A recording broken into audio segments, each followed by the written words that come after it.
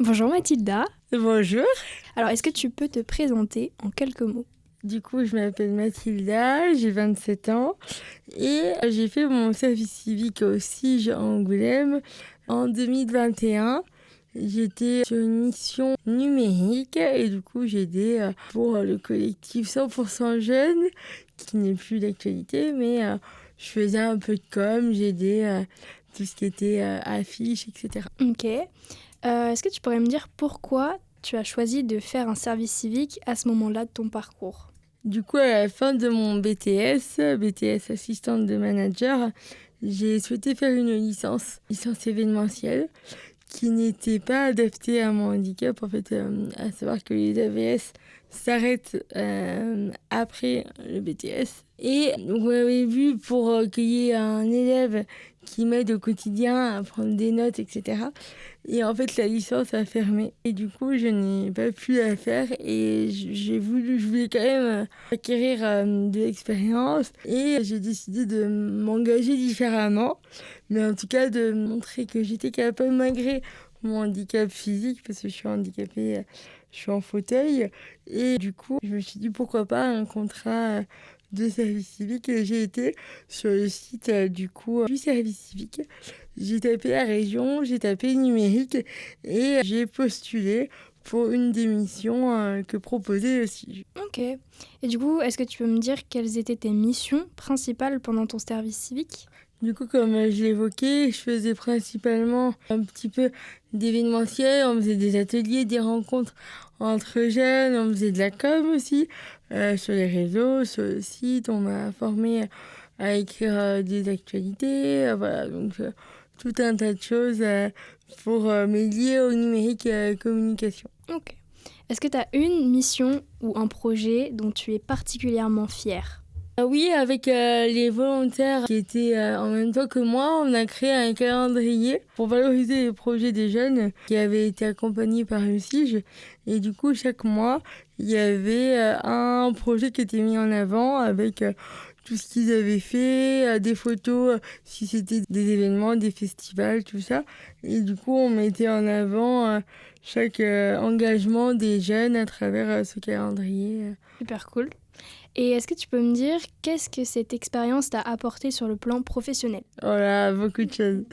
Beaucoup de choses. Moi aussi, c'est vraiment une deuxième maison pour de vrai. J'ai trouvé ici une équipe formidable qui a par la suite m'a proposé un contrat, en fait en contrat APEC, contrat du coup aidé. Donc là, je suis actuellement en CDD avec eux. Et vraiment, l'expérience du service civique m'a permis de montrer mes capacités, que j'étais pas réduite à mon handicap, que j'étais capable d'assumer des responsabilités, d'aider aussi et d'avancer en équipe, parce que c'est avant tout une équipe. Et vraiment ce service civique m'a un petit peu aidé à m'ouvrir. As-tu découvert un domaine ou un métier grâce à cette expérience? Oui, tout à fait. Moi, à savoir que quand j'étais en études, certains de mes professeurs, du coup, avaient décidé que, vu ma situation, c'était un métier de secrétariat que je devrais faire. Et moi, c'était pas du tout ça, ma vocation. Malgré le fait que je sois assise très souvent, j'aspirais en tout cas à avoir un métier qui me plaît, tout simplement, sans dénigrer d'autres métiers. Mais en tout cas, je cherchais vraiment ma voie. Et du coup, le service civique m'a aidé à me dire que en fait, c'est la communication qui me plaisait énormément et que les réseaux sociaux commençaient à devenir vraiment un canal de communication hyper important à ne pas négliger. Et vraiment, j'ai trouvé vraiment un goût pour ces missions de communication. Et du coup, je suis devenue, grâce à eux, grâce à leur soutien et leurs propositions, community manager aussi depuis du coup 2022. Voilà, et je suis en poste et vraiment je m'épanouis à réaliser ces missions qui sont diverses et variées. De rester aussi, je resterai aussi jusqu'à ma retraite. Non, mais ici j'ai un réseau de collègues merveilleux avec qui je m'entends très très bien et où je me sens moi en fait. Et c'est hyper important de se lever le matin et de se dire je suis heureuse d'aller travailler et c'est le cas. Je suis heureuse de partager ces moments avec eux, de partager des moments avec des usagers, avec mes stagiaires que j'ai, etc.